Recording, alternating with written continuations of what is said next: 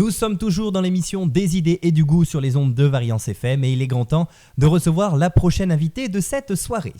Alors, vous vous souvenez certainement du film La 7e compagnie avec la fameuse phrase « Le chef, il veut du halaï ».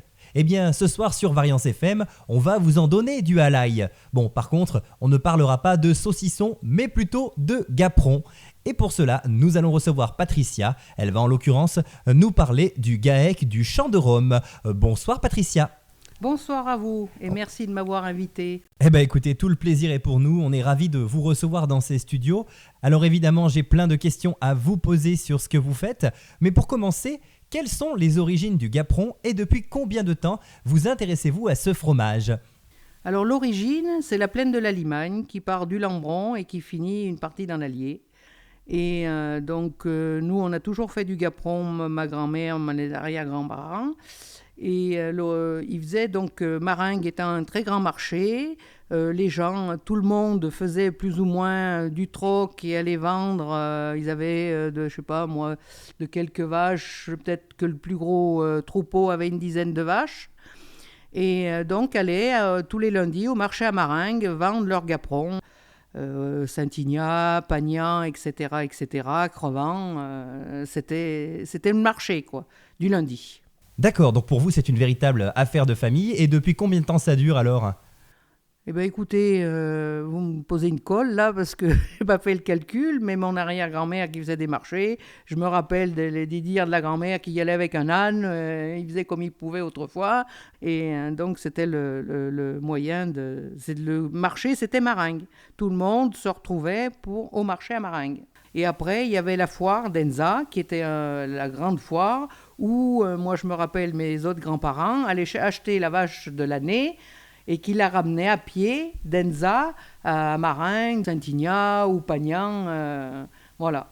Et oui, c'est vrai que les choses ont beaucoup évolué. À l'époque, il y avait beaucoup de foires et de marchés qui avaient une très très grande importance pour le coup.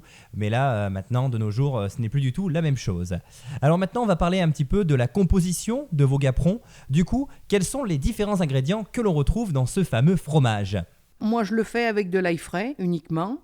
L'ail frais, donc c'est des collègues aux alentours, Espira, Pierre Chauffru, les alentours de Billon, qui étaient à côté, quoi, parce qu'autrefois, où ils le faisaient aussi, ils en produisaient un petit peu, mais comme ils n'avaient pas de voiture et rien, ils faisaient avec ce qu'ils avaient. D'accord, donc vous essayez en fait de vous approvisionner le plus localement possible en soi. Oui, c'est mieux. D'accord, et l'ingrédient principal que l'on retrouve dans vos fromages, c'est du lait. Et ce lait, il vient de vos vaches, si je dis pas de bêtises. Tout à fait. Alors nous, on est en production fermière. Production fermière veut dire qu'on transforme tout à la ferme. Donc on a les vaches, donc là on doit avoir 80 vaches à peu près, et on transforme pas tous les jours. On transforme 2 ou 3 jours, suivant ce qu'il nous faut pour nos clients. Et la qualité, nous, ce qu'on recherche, c'est une certaine qualité. Donc la qualité vient déjà de ce qu'on leur donne. Donc le foin, la luzerne, pour avoir une matière protéique. Et on a surtout des brunes des Alpes, qui a une matière protéique très élevée, ce qui nous rend un fromage très onctueux et bon. Pas trop en quantité de lait, mais ce qu'on recherche, nous, c'est la matière protéique. Et la ration d'hiver, c'est des betteraves fourragères. D'accord, donc en fait, selon ce que vous allez donner à manger à vos vaches, vous allez avoir une qualité de fromage qui sera totalement différente. Et alors, en plus du lait et de l'ail, il y a bien évidemment 2 autres ingrédients très importants dans vos fromages, qui sont le sel et le poivre, bien sûr. Alors bon, moi je prends du sel non traité, j'aime bien faire attention à ce que je mange, donc écoutez, je continue pour mes clients. Eh bien, vous avez totalement raison, c'est important de faire attention à ce qu'on mange et j'imagine qu'avec vos fromages, vous faites également attention aux personnes qui ont des régimes alimentaires spécifiques. Voilà, alors j'en fais des fois sans sel, j'en fais sans poivre, sans ail, il faut penser un peu à tout le monde. Donc voilà, il suffit de me le dire et puis je vous ferai quelque chose. Mais des sans sel, j'en ai régulièrement. D'accord. Alors maintenant, on va parler un petit peu du processus de fabrication, car j'imagine que celui-ci intrigue un petit peu nos amis auditeurs. Du coup, comment le gaperon est-il fabriqué ? Quelles sont finalement les étapes à suivre ? Alors, pour faire un gaperon, il faut à peu près 8 jours. Alors, donc on caille, on fait un caillage. Après, on fait un premier égouttage. un deuxième égouttage et qu'on assaisonne avec l'ail frais, le sel et le poivre. Et qu'on met dans des petits torchons, parce que bon, moi je me suis toujours servi de petits torchons comme ma grand-mère me l'a appris auparavant. Du plastique, il n'y en avait pas, et ma foi, tant que je pourrai, je ferai avec les petits torchons. D'accord, donc en fait c'est l'utilisation du torchon qui permet de donner cet aspect un petit peu fripé au gaperon et surtout qui permet d'avoir cette forme si particulière de dôme un petit peu ovale en soi, hein. Eh bien, ovale ronde qui fait un peu la forme de la tête d'ail. D'accord, et justement au sujet de cette forme, j'avais entendu dire également que celle-ci lui avait valu le nom de nichon de belle-mère, hein, c'est bien cela? Voilà, c'est ce qu'ils disent, voilà. Autrement, on dit d'ambé de Gaparou en patois, c'est comme ça qu'ils l'appelaient. Ah oui d'accord, bah écoutez ça me fait plaisir d'entendre du patois, c'est vrai qu'on n'en entend pas forcément tous les jours, c'est une langue qui se perd un petit peu hein, malheureusement, hein. C'est vrai qu'on a un peu oublié ce que nos anciens et de ce qu'on a vécu avec eux. Et moi, j'adore ça, le patois. Donc, Je vous comprends totalement, c'est vrai que le patois, ça a quand même beaucoup de charme. Alors du coup, j'aimerais revenir un petit peu sur le procédé de fabrication. Du coup, dans ce processus, quels sont les paramètres les plus critiques, ceux sur lesquels il faut être notamment vigilant pour obtenir un fromage de qualité? le moulage est important parce qu'il ne faut pas le faire trop tard. Autrement, on peut avoir un cahier un peu plus sec. Et puis l'affinage. L'affinage, pour qu'il soit bien, faut le sortir quand c'est le moment, quoi. S'il fait plus chaud, faut l'enlever avant. L'hiver, il fait plus froid, donc faut le laisser un peu plus. Mais ça, c'est tout du visu, quoi. D'accord. Alors maintenant, on va parler un petit peu de la manière dont on peut déguster ces fameux gaperons. Alors j'imagine qu'il existe plusieurs variétés que vous proposez, des variétés qui sont plus ou moins affinées. Alors avec quoi peut-on manger ce fameux gaperon? Alors ça, après, c'est les goûts et les couleurs, c'est difficile. Il y a des gens qui l'aiment blanc. Comme l'été, on mange plus de gaperons plus jeunes, parce qu'on le mélange avec des salades, donc ça passe mieux.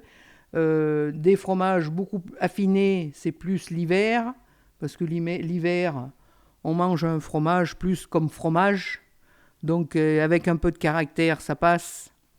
Et après, j'en ai des vraiment artisanés, des vieux qu'on râpe sur des salades, sur des pâtes. Voilà, alors après, on peut le manger aussi, on fait griller du pain, on met une tranche de gaperon dessus et on le passe au four avec une salade. On peut faire des sauces pour accommoder un steak ou plein de choses, quoi. Mais plus de la viande de bœuf. D'accord. Alors comme je le disais tout à l'heure, il existe plusieurs affinages pour le gaperon. Du coup, est-ce qu'on peut éventuellement réaliser cette étape d'affinage chez soi en achetant un gaperon frais et en le faisant vieillir plusieurs semaines dans son frigo? Ou est-ce qu'il vaut mieux directement vous acheter la bonne qualité de gaperon à la ferme? Vaut mieux venir me l'acheter ou venir à la ferme tous les matins que je vous vende un produit comme vous allez l'utiliser, parce que moi, ils se font quand même avec une quantité.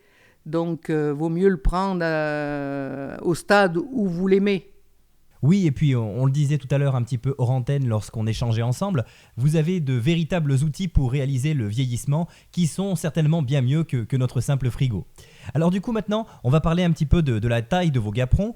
Du coup, quels sont les différents formats sous lesquels on peut retrouver votre fromage?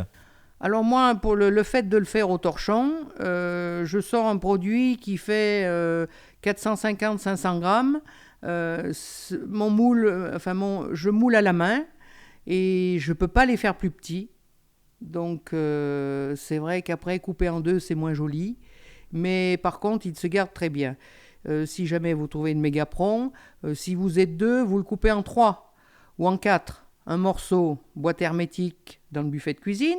Et le reste, boîte hermétique au frigo. D'accord. Et est-ce qu'il vous arrive parfois de faire varier la recette de vos gaperons en y ajoutant de temps en temps de nouveaux ingrédients, par exemple?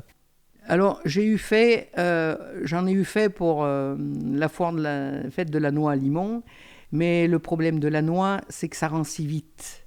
Donc, ça se mange frais. Dans les 15 jours qu'on fait un fromage aux noix, faut le manger, il ne faut pas attendre. D'accord. Parce que la noix rancit. Et j'imagine que la noix avec l'ail et le gaperon en lui-même, c'est extra. Ça devait être extra, hein. Mais par contre, moi je me rappelle, les anciens, ils mangeaient toujours des noix, ils avaient la corbeille de noix à côté et ils le mangeaient avec du gaperon, par contre. Mais pas mis dedans, à côté. D'accord. Alors vous le disiez tout à l'heure, vous avez quand même un certain nombre de vaches sur votre exploitation. Du coup, est-ce qu'il vous arrive parfois, avec le reste de lait que vous avez, de proposer d'autres catégories de fromages? Non, non, on fait que du gaperon, nous.